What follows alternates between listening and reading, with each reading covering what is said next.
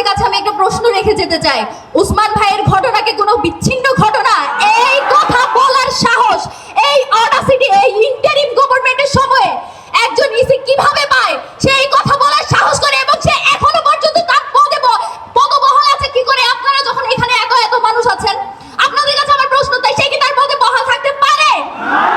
এখনো সে কিভাবে থাকে? Interim government. আপনাদের সাথে আমরা দেখা করতে গিয়েছি, হাসি মুখে কথা বলেছি, প্রধান উপদেষ্টা মহোদয় আপনার সম্মানার্থে। তার মানে এই নয় যে আপনাদের সকল সিদ্ধান্ত সকল কথা আমরা মেনে নিব, এবং আপনারা ভারতীয় আধিপত্যবাদ এবং বাংলাদেশের স্বাধীনতা সার্বভৌমত্ব নিয়ে কথা বলার কারণে একটা মানুষ আজকে মৃত্যুর সাথে পাঞ্জা লড়ছে, এবং তার ঘটনাকে আপনারা বিচ্ছিন্ন ঘটনা বলে উল্লেখ করতে পারবেন। সেকেন্ডলি, এই ইন্টারিম গভর্নমেন্ট কিছুদিন পরে আমাদের ইলেকশন, সেই ইলেকশন যে তারা করবে ঠিকঠাক মতো, যেখানে তারা বলছে উসমান হাদির ঘটনা একটা বিচ্ছিন্ন ঘটনা, এখানে প্রত্যেকটা রাজনৈতিক দল বসে আছে, এখানে কার জীবনের নিরাপত্তা আছে, কতটুকু তারা নিরাপত্তা নিশ্চিত করেছে, তারা সেই প্রশ্নের জবাব দিক।